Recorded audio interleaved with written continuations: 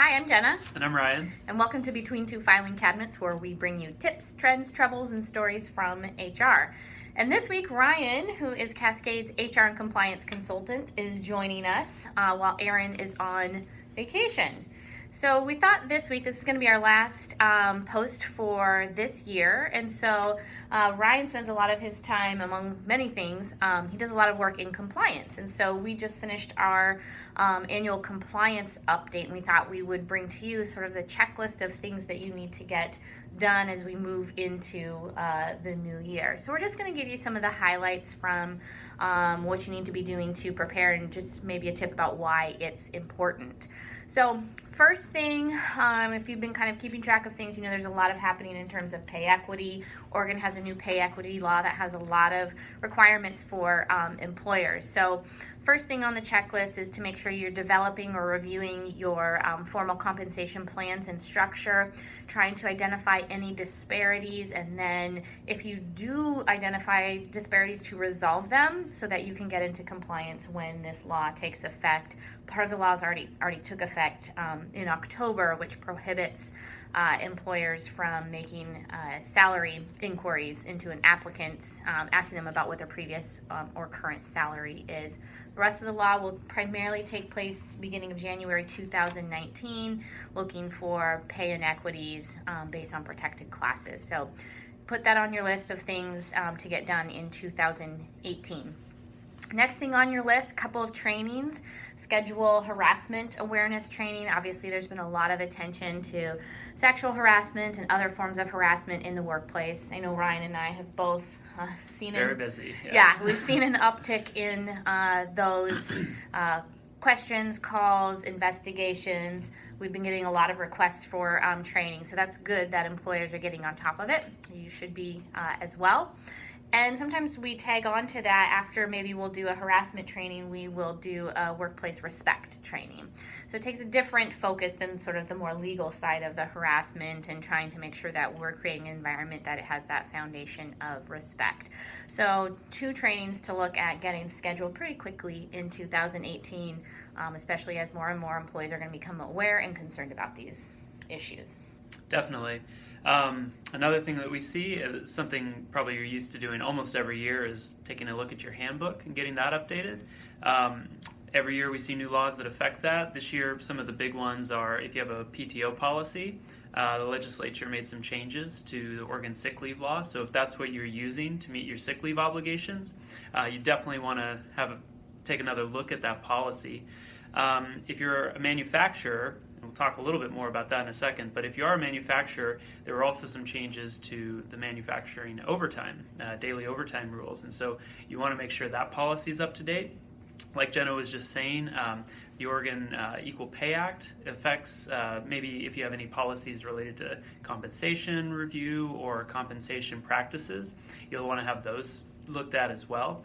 And then Oregon also has a new distracted driving law, so your driving policies may need to be changed to be in accordance with that as well. Yeah, been a busy year. So we do a lot of handbook updates this time of the year. So if you're looking at that, just make sure you include those on your updates. Also make sure that you're using the newest I-9 form. It went through a couple of different versions in 2017. The most current version expires August 31st. I can't remember the year off the top of my head, but there's a new I-9 form that was required as of last September. So just make sure that you're doing that you're using the current I-9 form. Make sure, along with the Equal Pay Act, like I mentioned before, make sure that you remind all hiring managers, anyone who's involved in the hiring process, that they can't make any inquiries regarding an applicant's salary, current salary, or salary history. Also make sure it's removed from your application. We probably both see applications when we do audits with companies that have that salary information, so make sure that is off your application, that's not asked for in the interviewing process. You can ask about what an applicant's desired or target compensation is, so that's fair to ask that, just not what their salary history is or what they're currently making. Another one, Oregon Saves, which is the mandatory retirement savings program.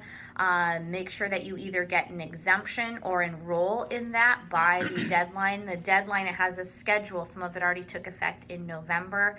So if you're not familiar, if you're like, am I a covered employer? Make sure you go to the Oregon Saves site, look to see when your deadline is, either get enrolled or get an exemption. So one other thing, I mentioned the new manufacturing overtime, and at that point you may have just tuned out and said, oh, well, that doesn't apply to us. We know we're not manufacturers. But one thing to take a look at and to continue to follow is actually that definition of manufacturing. BOLI is in the process of writing the rules for that. They have the proposed rules out, and it's very, very broad, and it's not very well defined either, so right now it's not totally clear who all might fall into that.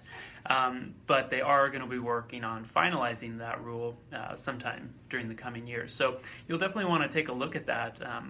You may not have even realized that you would be considered a manufacturer, but under this new rule you might be. So you'll want to follow that. And then along those same lines, supervisors, managers, anyone creating schedules, you'll want to basically have them trained a little bit as well on that. Along with the overtime, there was all sorts of rules about maximum work schedules, rest in between shifts, and things like that. And so whoever's setting those schedules, maybe calling people in to cover shifts, they need to know what those restrictions are so you don't violate the rules, because the penalties of that they've also been changed, and they're pretty hefty. A single penalty could easily total over $10,000. Wow. And that takes effect January 1st, right? January 1st. Okay. Yeah. All right. A few things: if you are either a federal contractor with 50 or more employees, or any employer with 100 or more employees, you have to file the EEO-1 report each year. If you didn't know that, you should start filing it. But one thing to note is that the deadline for that has now changed. It used to be due at the end of September in the reporting year. Now it's due by March 31st of the year after. So if you did miss the deadline, don't worry, you've got a little bit of extra time this year. We've got a bunch of, not a bunch, but several new employment posters that are coming down the line. Some for federal contractors have been revised, so want to make sure you get those updated. And then we're waiting on a new sick leave poster at the state level. Yeah, they may update it. May not. You never know. And then, of course, July 1st each year, your minimum wage poster under sick leave law. That minimum wage changes mid-year, so you'll want to make sure you at least get a little sticker to put on that, so it's the updated minimum wage. If you operate or have employees in Washington has a new state sick leave law that's going into effect January 1st of this year. And then, so any employees performing work in Washington will be covered by that. It actually is significantly different than Oregon's law. So just because you have a policy or a sick leave program that's compliant in Oregon, it doesn't mean it's necessarily going to be compliant in Washington. So you want to have that looked at, even if you have just one employee working up there, teleworking employees, things like that. And then there's going to be a new paid family leave law as well. Now, contributions into this paid family leave program, it's basically an insurance program. Those won't be going into effect until January 1st, 2019. But you'll want to monitor this. Even the way that it's been defined, that you'll need to pay the tax on them. Even an employee who just occasionally performs work in Washington, if they live in Washington, they could actually be covered, even though you completely operate otherwise in Oregon. And so we expect to see some rulemaking on that over the course of the next year. We'll want to pay close attention, because it's really going to help us determine, if we're covered and who we need to pay in for, and it might be more people than you would otherwise think. And then finally, we also saw this new law called predictive scheduling. Now, this doesn't apply to that many people. It's basically large employers, 500 or more employees in retail, hospitality, and food service. But if you are somebody who's covered by that new law, you're going to really need to review this and get some guidance on it, because it's very detailed. There's lots of new penalty wages that apply. If you change schedules of employees, you have to give them estimates, and you have to give them their schedule for the week or the coming weeks. in advance within a certain amount of time. So very detailed law, and it's going to be really important that you get familiar with that if you are covered. So definitely give us a call if you are. Yeah, so as you can tell, there's a lot that's going on. We just kind of hit some of the big highlights. And if you're listening to this going, I have no idea what they're talking about, I feel like I'm missing out.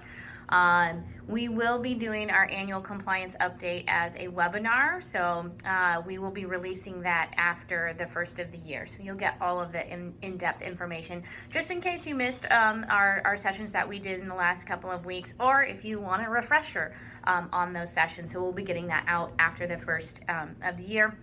And any of these things that we identified, if you have questions, you can give us a call. We'll help you out. So we're going to file this one under compliance, and have a safe and happy holidays. Happy holidays.